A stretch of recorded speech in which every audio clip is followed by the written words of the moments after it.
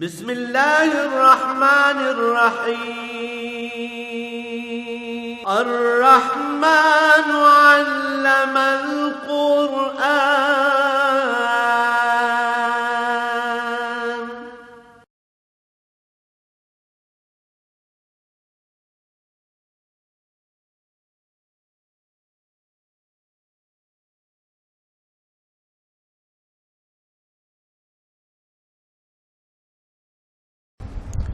الحمد للہ رب العالمین والصلاة والسلام علی حبیبہ محمد وآلہ وصحبہ اجمعین۔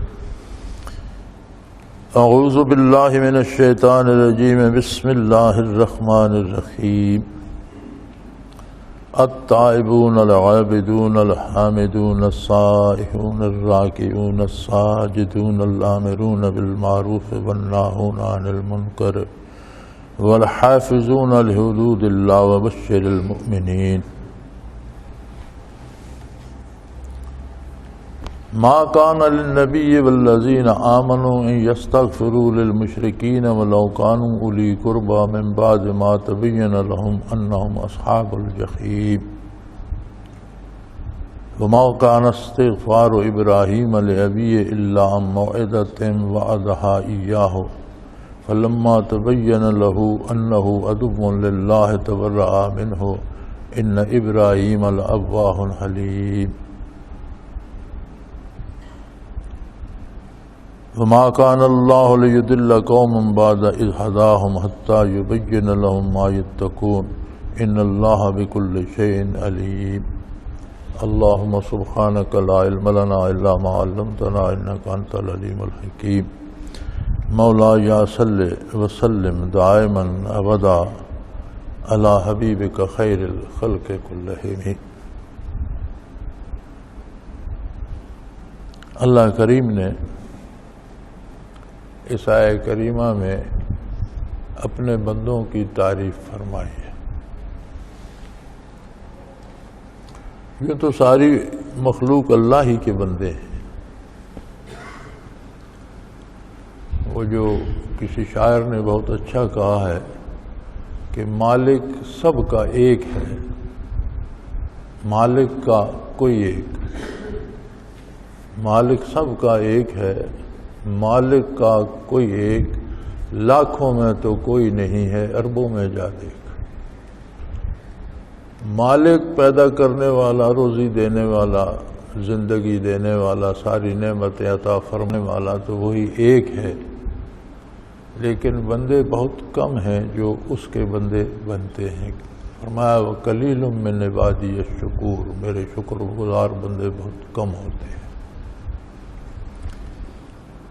یہاں آپ یہ بھی کہہ سکتے ہیں کہ مسلمان کی تعریف کی گئی ہے۔ بنیادی طور پر تو اللہ کا بندہ ہونے کا فخر اسے نصیب ہے جسے اسلام نصیب ہے، اور اسلام آج کا دین نہیں ہے، اسلام دین حق ہے۔ حضرت آدم علیہ نبینا علیہ الصلوۃ والسلام سے لے کر حضور آقا نامدار صلی اللہ علیہ وآلہ وسلم تک جتنے نبی تشریف لائے سب نے توحید باری کا اعلان فرمایا، سب کا پہلا کلمہ لا الہ الا اللہ تھا، اور اس کے بعد اپنی رسالت کا اعلان تھا، اور جو احکام اللہ کی طرف آئے سے انہیں موصول ہوئے ان کی اطاعت کا حکم تھا۔ تو وہ سارا ہی اسلام تھا۔ آج بھی اسلام یہی ہے، اللہ کی توحید کا اقرار، حضور کی رسالت کا اقرار اور احکام شریعت کا اتباع۔ تو اللہ کا بندہ ہونے کا شرف مسلمان کو حاصل ہے، لیکن زبانی کہہ دینا کہ میں مسلمان ہوں، اس میں اور مسلمان ہونے میں بڑا فرق ہے۔ اسلام تسلیم سے ہے، سلامہ اس کا مادہ ہے۔ مسلمان وہ ہے جو اللہ کے رسول کے ہر حکم کا اتباع کرے، اطاعت کرے، تسلیم کرے، عملی زندگی میں تسلیم کرے۔ اب جہاں جہاں سے احکام الہی یا اتباع رسالت کو وہ چھوڑتا ہے تو اسے یہ احساس ہونا چاہیے کہ وہاں سے وہ اسلام کو چھوڑ رہا ہے۔ تو آخر دن پر جب وہ سونے کو جاتا ہے تو کاش کبھی کوئی یہ سوچے کہ فجر بیدار ہونے سے لے کر رات سونے تک میں نے کتنا اسلام اپنایا اور کتنا مجھ سے چھوٹ گیا۔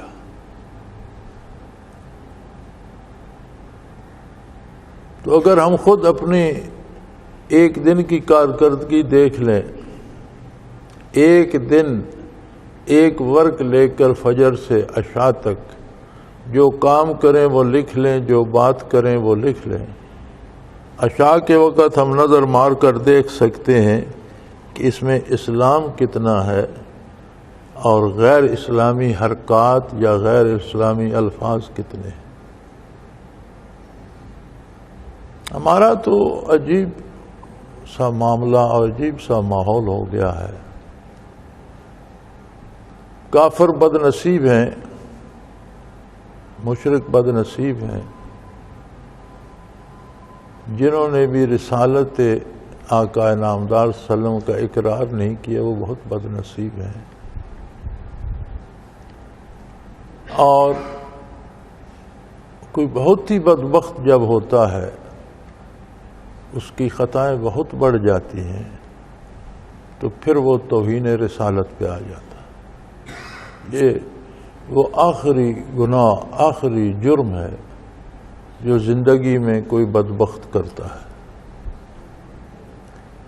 توہین رسالت مشرکین بھی کرتے تھے، مکہ مکرمہ میں عملاً بھی کرتے تھے، زبانی بھی طعن و تشنیع کرتے تھے، اور جھوٹ بھی بولتے تھے، اور تانے مینے بھی دیتے تھے، پتھر بھی مارتے تھے، ایذا بھی دیتے تھے۔ اس کا جواب مسلمان کیا دیتے تھے؟ مسلمان اس کا جواب حرف بحرف اطاعت کر کے دیتے تھے۔ مدینہ منورہ میں بھی کچھ ایسے بد زبان تھے جن کی بد زبانی کو حضور صلی اللہ علیہ وسلم نے محسوس کیا تو مسلمانوں نے جان لڑا کر انہیں قتل کر دیا۔ مدینہ منورہ میں کعب بن اشرف یہودی تھا، حضور نے فرمایا اس کی باتیں حد سے بڑھ گئی ہیں، کوئی ہے جو اس سے جان چھڑا دے؟ صحابہ کرام نے، حالانکہ بہت بڑے محفوظ قلعے میں رہتا تھا، قتل کر دیا گیا۔ یہ جرم ایسا ہے، فتح مکہ کے موقع پر تمام اہل مکہ کو عام معافی دے دی گئی، لیکن چند لوگ، گنتی کے کچھ لوگ تھے جو حضور کے خلاف شعر کہتے، زبانی ایذا دینے کی کوشش کرتے، بہتان تراشی کرتے۔ حضور صلی اللہ علیہ وسلم نے فرمایا یہ لوگ اگر حرم میں بیت اللہ کے پردوں سے بھی لپٹے ہوئے ہوں تو انہیں قتل کر دیا جائے، اور وہ قتل کیے گئے، حالانکہ سارے شہر کو عام معافی دے دی گئی۔ لیکن کیا اگر کوئی کافر توہین کرتا تو صحابہ کرام آپس میں لڑ پڑتے تھے، اپنی املاک جلا دیتے تھے؟ یہ کہاں سے آ گیا؟ یہ کون سی محبت کی یہ کون سی قسم ہے کہ آپ سڑکوں پہ نکل جائیں، کسی کی گاڑی توڑ دیں، کسی کا دفتر جلا دیں، کسی کو آگ لگا دیں، کسی کا گھر جلا دیں؟ یہ کون سی بات ہے؟ میرے خیال میں ہم اس آڑ میں جو ہم دعویٰ کرتے ہیں عشق رسول اور محبت رسول، یہ کون سی محبت ہے؟ میں مذاکرے سنتا رہا ٹیلی ویژن پر، آج کئی دن سے جو یہ چل رہا ہے، بڑی پرزور تنقید کر رہے ہیں جی اہل مغرب پر، جو انہوں نے یہ کیا یہ کہ، لیکن سر تاپا انہی کے لباس اور حلیے میں بیٹھے۔ میری یہ بات، یہ منطق سمجھ میں نہیں آئی کہ یہ کوئی 3 پیس سوٹ اور ٹائی یہ کوئی ہمارا قومی لباس نہیں ہے۔ تو اب تو رواج ہو گیا ہے ضیاء الحق مرحوم کو گالیاں دینے کا، حالانکہ جو بندہ دنیا سے گزر جاتا ہے وہ اپنا حصہ جو اس نے کیا اس کا معاملہ اللہ کے سپرد ہے۔ بھٹو صاحب ہوں یا ضیاء الحق صاحب ہوں، اب مرنے کے بعد کسی کو بھلا برا کہنے کا حق نہیں ہے۔ حالانکہ دونوں 2 انتہاؤں پر ہیں، دونوں کی آپس میں کوئی مناسبت نہیں، ایک دوسرے کے خلاف ہیں، لیکن دنیا سے گزر گئے، ان کا معاملہ اللہ کے ساتھ ہے۔ اللہ جانے، اس کی مخلوق جانے، وہ کریم ہے، چاہے تو سب کو معاف کر دے، وہ قہار ہے، جسے پکڑ لے اس کی اپنی مخلوق ہے۔ ہمیں حق حاصل نہیں ہے کہ ہم مرنے کے بعد بھی کسی پر الزام تراشی کریں، لیکن یہ بیہودگی ہم میں رچ بس گئی ہے۔ لیکن سوال یہ ہے کہ جب ضیاء الحق زندہ تھا تو یہ صحافی اور یہ ہمارے فوجی اور یہ ہمارے سیاستدان جو آج اس پہ فتوے لگاتے ہیں، ان سب نے شیروانیاں بنائی ہوئی تھیں اور ٹوپیاں پہن کر نمازیں پڑھتے تھے، پتہ نہیں وضو کرتے تھے یا نہیں، لیکن اس کے ساتھ نماز میں کھڑے ہو جاتے۔ یا تو یہ جرت ہونی چاہیے تھی نا کہ وہ شیروانی پہنتے ہیں، تم اپنا ٹائی سوٹ پہنو، ٹھیک ہے۔ اب تنقید ہو رہی ہے اہل مغرب پر، کفار پر، اس بدطینت انسان پر، اور حلیہ اسی کا ہے، لباس اسی کا ہے، بڑے پورے وثوق سے وہ ٹائی کی گرہ جو ہوتی ہے وہ بھی کوئی اس میں غلطی نہ ہو، سلوٹ نہ ہو، بین ہی ویسی ہو۔ اس قوم کی سمجھ نہیں آتی اس کا عشق کیسا ہے، اس کی محبت کیسی ہے۔ اللہ کی عبادات چھوڑ دیں گے، فرائض چھوڑ دیں گے، واجبات چھوڑ دیں گے، نماز روزہ تک چھوڑ دیں گے، رشوت کھائیں گے، حرام کھا رہے ہیں، ایک دوسرے کو لوٹ رہے ہیں۔ عشق رسول پتہ نہیں کون سے کونے میں ہے۔ عشق رسول نہیں ہے، یہ لوگوں میں تماش بینی کا شوق ہے، شور شرابے کا شوق ہے۔ عشق تو ایک بڑی انمول نعمت ہے، اور جسے ہمیشہ عشاق چھپاتے ہیں لیکن وہ چھپا نہیں کرتا۔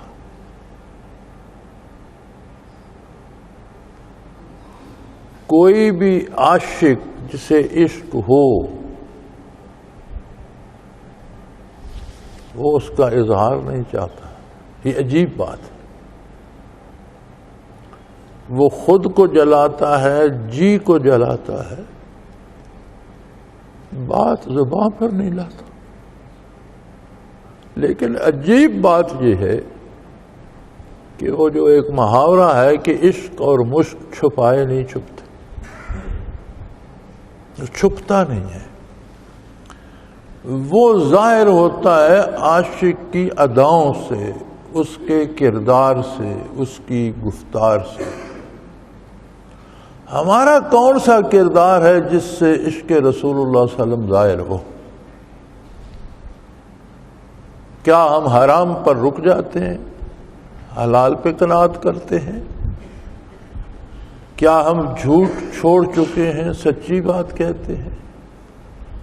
کیا ہم بڑوں کی عزت، چھوٹوں سے پیار کرتے ہیں؟ کیا ہمارے اخلاقیات وہ ہیں جو نبی کریم صلی اللہ علیہ وسلم نے تعلیم فرمائے؟ اب باطن بنانا تو بہت مشکل ہے، ظاہر پہ تو زور کوئی نہیں لگتا۔ ہمارا ظاہر بھی کیا سنت کے مطابق ہے؟ تو اگر ہم ظاہر بھی نہیں رکھ سکتے تو اس کی بات کہاں کریں؟ تو یہ عجیب بات ہے میدان احد میں نبی کریم صلی اللہ علیہ وسلم زخمی ہو گئے، چہرے انور زخمی ہو گیا، دندان مبارک شہید ہو گیا، تو آپ نے دعا کے لیے ہاتھ اٹھایا۔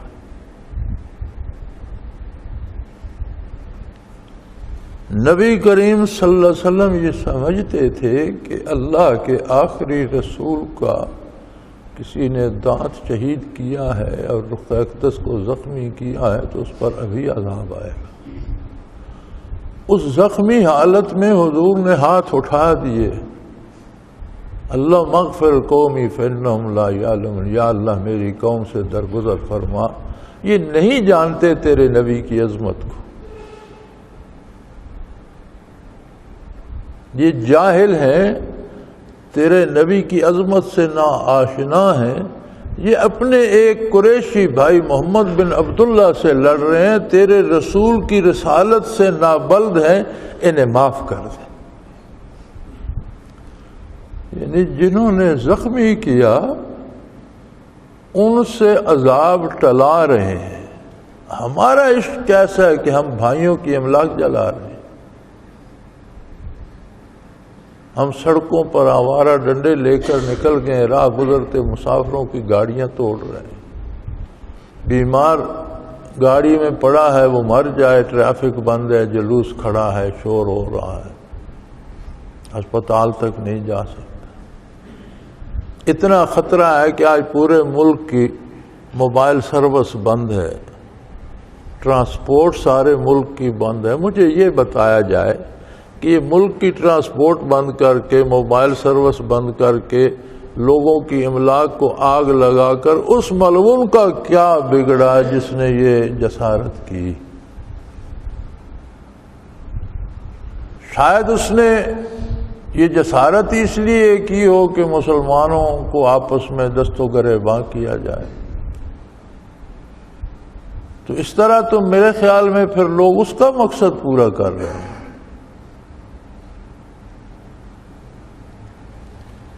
قرآن کریم نے چونکہ پیچھے اللہ کے بندوں کا ذکر آ رہا تھا، ان کی صفات اور اللہ کے انعامات شمار کیے جا رہے تھے، تو آگے اس کا ماحصل یا نچوڑ کہہ لیجئے، اللہ کریم نے ایک آیہ کریمہ میں ارشاد فرما دیا کہ میرے بندے کون ہوتے ہیں۔ سب سے پہلی صفت ان کی ہوتی ہے التائبون، توبہ کرتے رہتے۔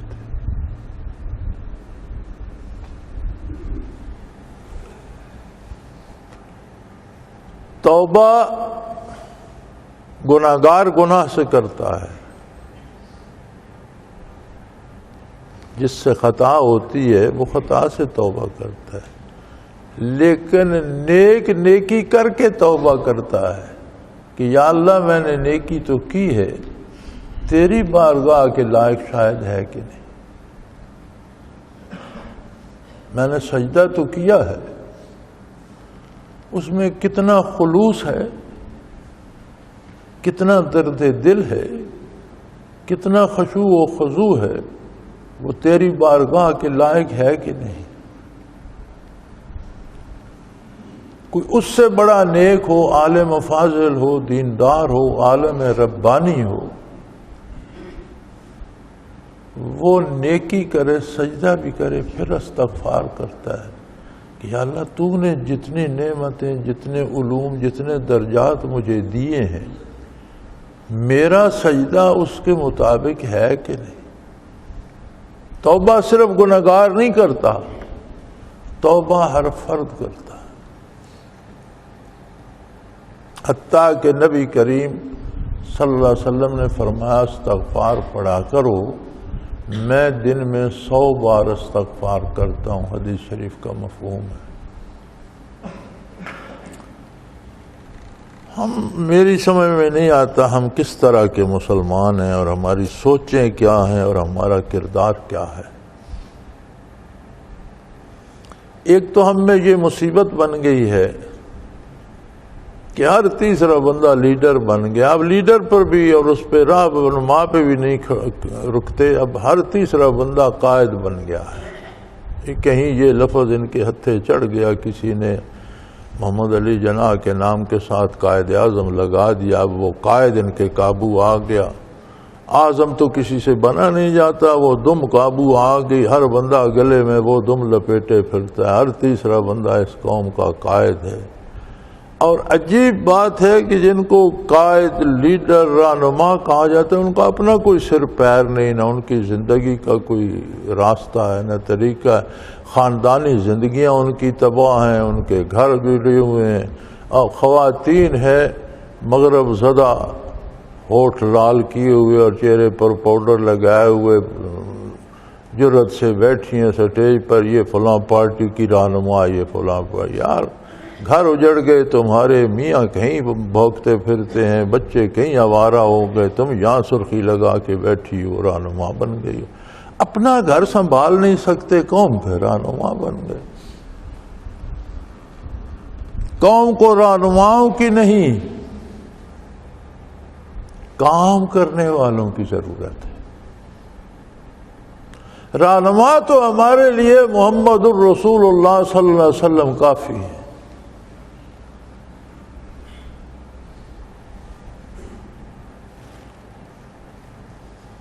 ہمارے رہنما محمد الرسول اللہ صلی اللہ علیہ وسلم، ہمارے رہنما صحابہ کرام جن سے ہمیں قرآن، حدیث اور حضور کی ایک ادا پہنچی، ہمارے رہنما تابعین، تبع تابعین، اور قیامت تک ہمارے رہنما علماء ربانیین، اللہ کے وہ بندے جو اللہ کی بات پہنچائیں، اللہ کے نبی کی بات پہنچائیں، اور وہ کیفیات ہم تک پہنچائیں، وہ لذتیں ہمارے دل کو بھی نصیب ہوں جو حضور اکرم صلی اللہ علیہ وسلم کے تعلق سے نصیب ہوتی ہیں. ان کے سوا کسی کو رہنما کہلانے کا حق نہیں. ہر ایرا غیرہ رہنما نے جو خود راہ گم کرتا ہے، وہ دوسروں کے رہنما کیسے ہو؟ جن لوگوں کی زندگی کا کوئی سر پیر نہیں، کوئی پتہ نہیں چلتا یہ مسلمان ہیں، عیسائی ہیں، یہودی ہیں، جن کا کردار یہ نہیں بتاتا یہ مسلمان. حضرت رحمۃ اللہ علیہ کئی بار فرمایا کرتے تھے کہ آج اگر صحابہ کرام میں سے کسی کو اللہ مہلت دے اور وہ دنیا میں آ کے دیکھے ان مسلمانوں کو، تو وہ کہے یا یہ پاگل ہیں یا میں پاگل ہوں. یہ خود کو مسلمان کہتے ہیں، یہ پاگل ہیں، ان کا دماغ ہے. ایسے مسلمان ہوتے ہیں. وہ بات اللہ کریم نے بتائی کہ میرے بندے تو وہ ہوتے ہیں التائبون، ہم وقت توبہ کرتے رہتے ہیں، اللہ کی اطاعت کرتے ہیں، اللہ کے نبی کا اتباع کرتے ہیں، اللہ کا ذکر کرتے ہیں، رکوع و سجود کرتے ہیں، قرآن کی تلاوت کرتے ہیں، حلال کماتے ہیں، غریبوں کی مدد کرتے ہیں، ماں باپ، بہن بھائی، اولاد کا خیال رکھتے ہیں، اڑوس پڑوس غریب غربا کی خدمت کرتے ہیں، پھر توبہ کرتے ہیں. یا اللہ شاید حق ادا نہ ہوا ہو. نبی کریم صلی اللہ علیہ وآلہ وسلم، رات میرے پاس ایک ای میل تھی اور یہی سوال تھا کہ حدیث شریف میں ارشاد ہے، حضور نے فرمایا میں 100 بار استغفار کرتا ہوں تو توبہ تو گناہ سے کی جاتی ہے، حضور کیوں کرتے تھے؟ میری سمجھ میں نہیں آتا لوگ سوچتے کیسے ہیں، کیا سوچتے ہیں. میں نے اسے تو مختصر سا جواب دیا، مجھ سے اتنی لمبی انگریزی لکھی پڑھی بھی نہیں جاتی، اسے تو میں نے مختصر سا جواب دیا کہ بھی توبہ عبادات میں سے ہے اور عبادت انبیاء بھی کرتے ہیں. توبہ کرنا اللہ کی عبادت کا حصہ ہے. توبہ از قسم عبادات ہے، عبادت انبیاء بھی کرتے ہیں. نبی صلی اللہ علیہ وسلم رات کو نوافل ادا فرما رہے تھے.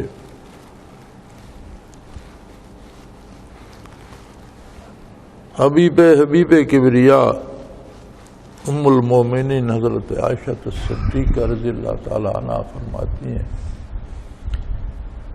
کہ کبھی کبھی حضور فرماتے ہیں ابو بکر کی بیٹی آج میں رات عبادت نہ کروں؟ عرض کرتی یا رسول اللہ ضرور کیجئے، میں آج میرا دل چاہتا ہے آج عبادت کر لوں، ضرور کیجئے۔ تو فرماتی حضور کے در اقدس پہ بعض حجرہ مبارک میں تو ایک گدا ہوتا تھا جس میں کھجور کے پتے ہوتے تھے، اور بعض حجرات مبارکہ میں ایک کمبل ہوتا تھا جو نیچے بچھا لیتے، سردیاں ہوتی تو آدھا اوپر لے لیتے۔ تو فرماتی میں اس کمبل پہ لیٹ جاتی سونے کے لیے، حضور اسی کمبل پہ ایک طرف کھڑے ہو جاتے۔ جب حضور نماز پڑھ رہے ہوتے تو میں اپنی ٹانگیں پھیلائی رکھتی، جب حضور نے رکوع سجود میں جانا ہوتا تو میں پاؤں سمیٹ لیتی، حضور وہاں رکوع سجود کر لیتے۔ حضور کھڑے ہوئے تو میں نے سمجھا کہ آج رات حضور رکوع نہیں کریں گے، اتنی دیر ہو گئی، کھڑے رہے، اشک مبارک رواں، داڑھی مبارک تر ہونا شروع ہو گئی، حتیٰ کہ ریش مبارک سے اشکائے مبارک سینے اتھر پہ ٹپکنے لگے۔ پھر حضور نے رکوع کیا، اتنا لمبا رکوع تھا کہ میں سمجھی آج باقی رات شاید رکوع میں گزاریں گے۔ پھر سجود فرمایا، اسی طرح لمبا تھا۔ تو فارغ ہونے تک قدوم مبارک متورم ہو گئے۔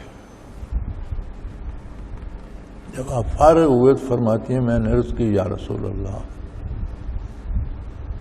آپ اتنی محنت کیوں فرماتے ہیں؟ قدوم مبارک متورم ہو گئے، سینے اتھر آنسوں سے بھیگ گیا، ریش مبارک تر ہو گئے۔ تو آپ کے تو فعل تو ساری دنیا بخشی جائے گی، آپ شافع محشر ہیں، اللہ کی مخلوق آپ کے تو فعل بخشی جائے گی، تو آپ اتنی مشقت فرما رہے ہیں۔ تو فرمایا اگر اللہ کا مجھ پر یہ احسان ہے افلا اکون عبدا شکورا، کما قال رسول اللہ صلی اللہ علیہ وسلم، کہ اگر اللہ نے مجھے یہ منصب دیا ہے تو پھر میں اس کا شکر گزار بندہ نہ بنوں؟ اگر اللہ نے مجھے شافع محشر کا عالی رتبہ دیا ہے تو مجھ پر تو مزید شکر واجب ہو گیا۔ تو ظہور کا استغفار ہے ادائے شکر کا حصہ۔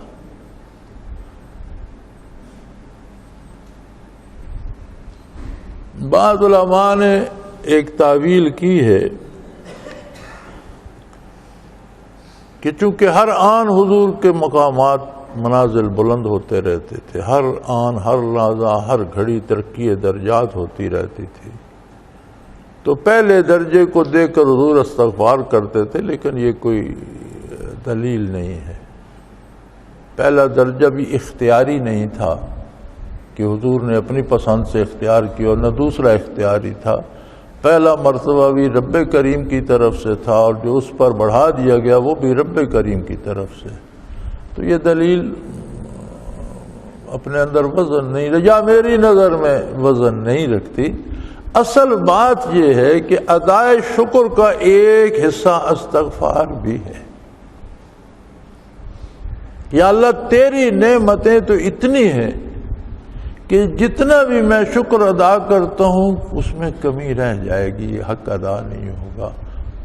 اس کمی کو استغفار پورا کرتا ہے کہ یا اللہ میں بندہ ہوں تب تو رب العالمین ہے، میں اتنا ہی کر سکتا ہوں جتنا بندہ کر سکتا ہے، تیری عطا اتنی ہے جتنی رب دے سکتا ہے، تو اس کا کوئی مقابلہ موازنہ نہیں۔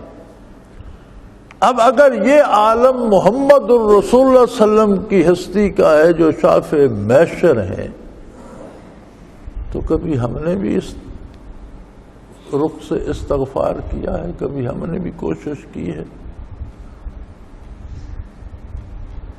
فرمایا میرے بندوں کی سب سے پہلی نشانی یہ ہوتی ہے کہ وہ میری اطاعت کرتے ہیں، میرے نبی کا اتباع کرتے ہیں، حلال کھاتے ہیں، سچ بولتے ہیں، رات دن نیکی کرتے ہیں، پھر توبہ بھی کرتے ہیں۔ التائبون، ہمیشہ توبہ کرتے رہتے ہیں، استغفار کرتے رہتے ہیں. تو شاید یہ بات تقریر شام کو آ جائے گی پال ٹاک پہ، تو اس ساتھی کو بھی جواب مل جائے گا جس کی ای میل تھی، چونکہ سارے اب پال ٹاک پہ تو ہوتے ہیں. تو یہ بھی اللہ کا شکر ہے.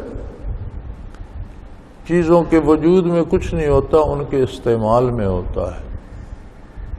کمپیوٹر توڑنے یا ٹی وی توڑنے سے کچھ نہیں ہوتا. یہی کمپیوٹر سکرینیں ہم ذکر کے لیے استعمال کرتے ہیں. بات استعمال کی ہوتی ہے. ایک فوجی یا ایک مجاہد کے ہاتھ میں کلاشنکوف نیکی کے لیے ہوتی ہے، اور چور کے ہاتھ میں چوری، اور ڈاکو کے ہاتھ میں ڈاکے کے لیے ہوتی ہے. تو کلاشنکوف توڑنے کا فائدہ نہیں ہے، بات اس کے استعمال پہ ہے.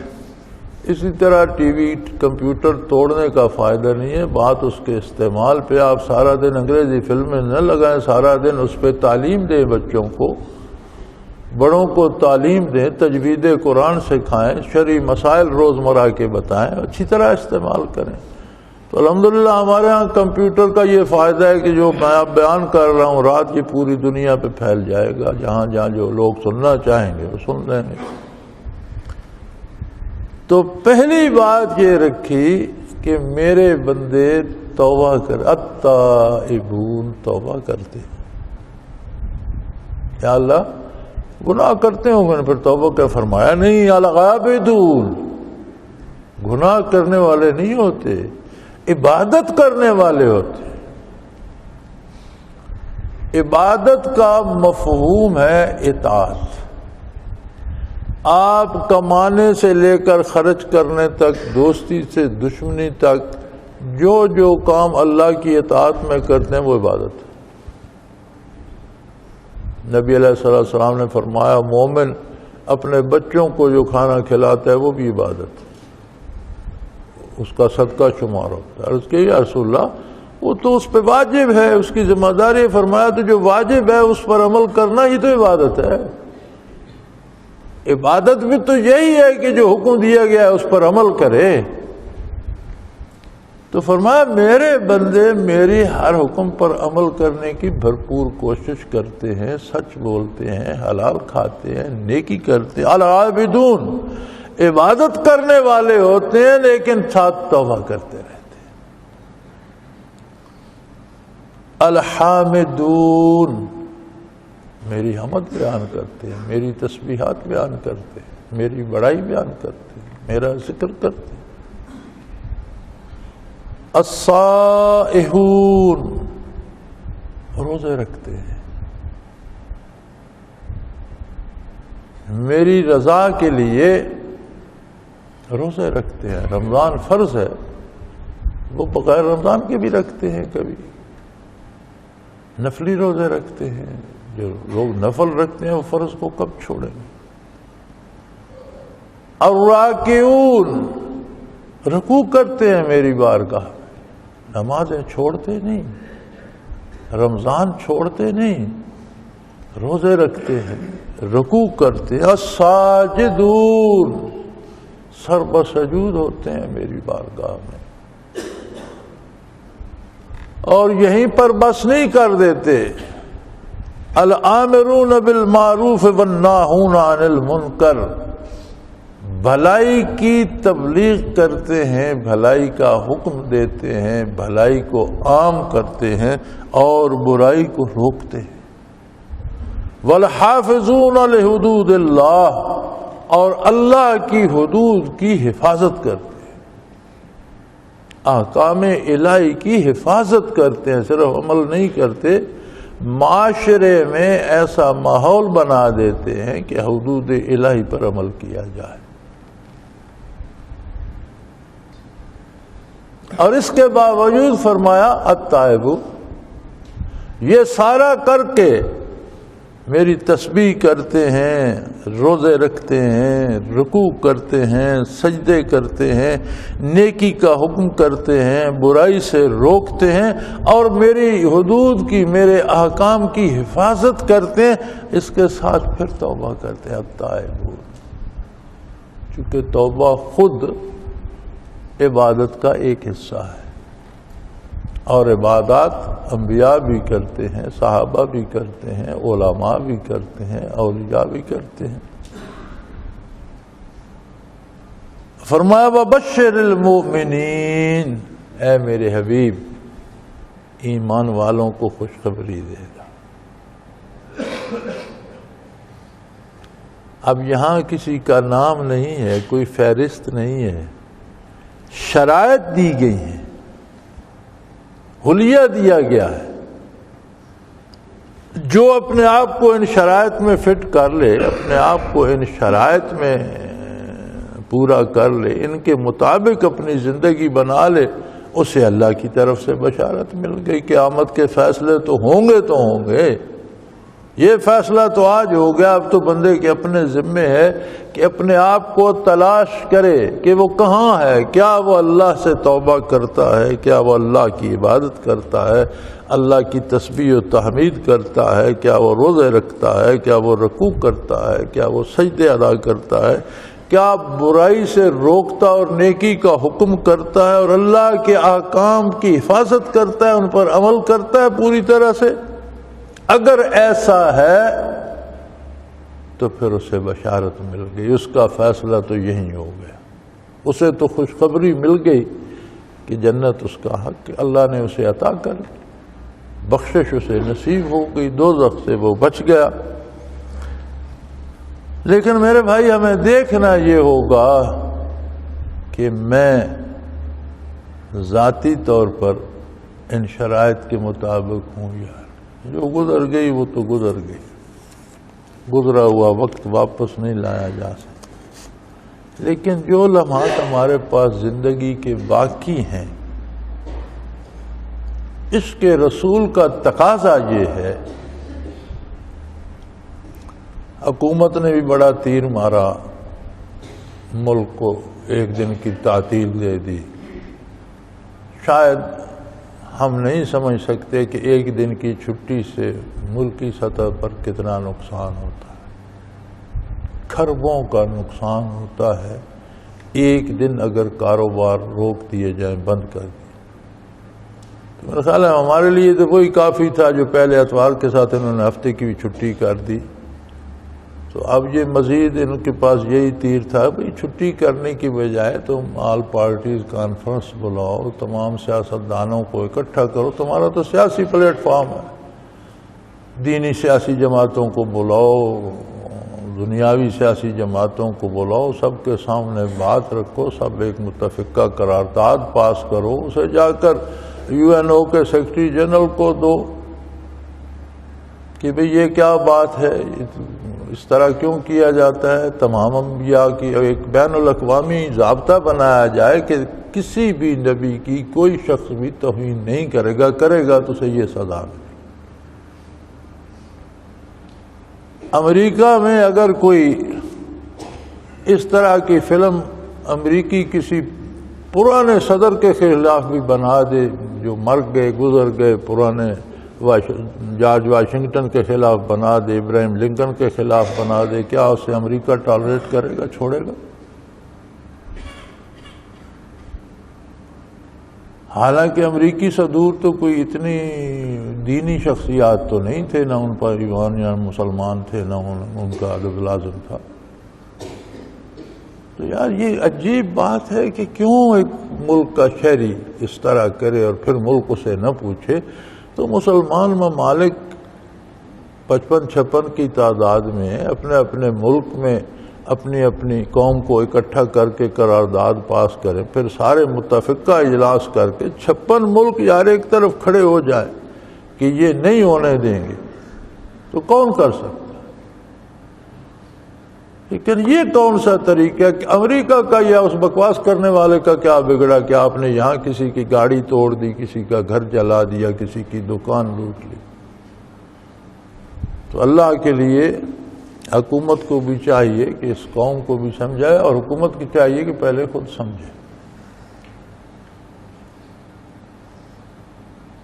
یہ فضول یہ حرکات نہیں ہوتی، یہ حرکات جان بوجھ کر کی جاتی ہیں، لوگ جان بوجھ کر کرتے ہیں، اور وہ ٹمپریچر چیک کرتے رہتے ہیں کہ ان میں ابھی کتنی جان باقی ہے. وہ قصاب ذبح کرتا ہے نا جانور کو تو پھر الٹی چھری سے اس کے ٹخنے ٹھکورتا ہے. اگر وہ ٹانگ کھینچتا ہے تو تھوڑی دیر رک جاتا ہے کہ ابھی کھال نہیں اتارتا، پھر تھوڑی دیر بعد ٹھکورتا ہے، تو اگر وہ ٹانگ نہیں ہلاتا تو پھر وہ کھال اتارنے لگ جاتا ہے. تو یہ کفار مسلمانوں کے ٹخنے ٹھوک رہے ہیں کہ ذبح تو ہم نے انہیں کر دیا، لباس انہوں نے ہمارا پہن لیا، بیٹیاں انہوں نے ہماری طرح آوارہ کر دی، بچے انہوں نے ہماری طرح آوارہ کر دیے، فلمیں یہ سارا دن ہماری دیکھتے ہیں، سی ڈی یہ سارا دن ہماری سنتے ہیں، گانے یہ ہمارے ذبح تو ہو چکے، لیکن ابھی کوئی جان باقی ہے، کھال اتاریں یا نہیں، یہ پھر وہ ٹخنے ٹھکورتے ہیں. آپ پھر پھڑکنے لگ جاتے ہیں، وہ کہتے ہیں نہیں ابھی تھوڑی دیر اسے رہنے دو، پھر اگلے سال دیکھیں. تو آپ غیرت ایمانی کا تقاضا یہ ہے کہ آپ سراپا غلام محمد بن جائیے. آپ کو احتجاج کرنا ہے تو آپ حلیے سے لے کر دل تک اور ظاہر سے لے کر باطن تک محمد رسول اللہ کے غلام بن کر جواب دیجئے کہ لو بھائی تم نے یہ کیا تھا، ہم یہ کر. عملاً انہیں مسلمان نظر آئے. آپ اپنے ملک سے ظلم ختم کر دیں، رشوت ختم کر دیں، چور بازاری ختم کر دیں، لوٹ مار ختم کر دیں، حلال روزی کمائیں اور اپنے ساتھ دوسروں کو بھی پالیں اور اس سے آگے نکل جائیں. وہ جرأت ہی نہ کر سکیں آپ کی طرف دیکھنے کی. اللہ کریم ہمیں ہدایت بھی دے، توفیق عمل بھی، اور ہمارے گزشتہ گناہوں کو معاف فرمائے. آئندہ جو خطائیں ہوں ان کے لیے بھی توبہ قبول فرمائے. وآخر دعوانا ان الحمدللہ رب العالمین. اللہ اللہ اللہ اللہ اللہ اللہ اللہ اللہ. حضرت امیر محمد اکرم آوان مد ظلہ العالی دارالعرفان منارہ ضلع چکوال میں سالہ سال سے قرآن و حدیث کے اوپر خطابات کر رہے ہیں اور سلسلہ نقشبندیہ اویسیہ کے مطابق لوگوں کو ذکر الہی کی تربیت دے رہے ہیں. وہ قرآن پاک کی تفسیر ترتیب وار بیان کر رہے ہیں. تفسیر قرآن کو وہ موجودہ ملکی اور بین الاقوامی حالات کے مطابق بیان کرتے ہیں. موٹر وے سے کلر کہار کے انٹرچینج سے نکلتے ہوئے کلر کہار کی جھیل سے ہوتے ہوئے میانی، بوچھال اور نور پور سے گزرتے ہوئے دارالعرفان منارہ پہنچ سکتے ہیں. حضرت امیر محمد اکرم آوان نے بچیوں اور بچوں کی دینی اور دنیاوی تعلیم کے لیے سقارہ اکیڈمی کے نام سے ایک درسگاہ بھی قائم کی ہے، جس کا افتتاح ملک پاکستان کے صدر جنرل محمد ضیاء الحق نے اپنے دست مبارک سے کیا تھا. وہ تمام احباب جو اسلام کی طلب رکھتے ہیں ان سے گزارش ہے کہ دارالعرفان منارہ ضلع چکوال میں امیر محمد اکرم آوان صاحب کے خطابات سے مستفید ہوں. وہ ہر جمعے کو نماز سے پہلے بیان فرماتے ہیں. ہر ماہ کی پہلی اتوار کو ماہانہ اجتماع ہوتا ہے جس میں آپ خصوصی خطاب فرماتے ہیں اور پاکستان کے چاروں صوبوں سے احباب اس اجتماع میں شرکت کرتے ہیں. اس کے علاوہ یہاں سال میں 2 مرکزی اجتماعات بھی ہوتے ہیں، ایک رمضان المبارک میں اعتکاف کا اجتماع اور دوسرا جولائی اور اگست میں 40 دن کا اجتماع ہوتا ہے جس میں روحانی تربیت کی جاتی ہے. اپنا خون سیماب دے کر اتنا ہم کر جائیں گے، نام آقا کا چمن میں پھر رقم کر جائیں گے.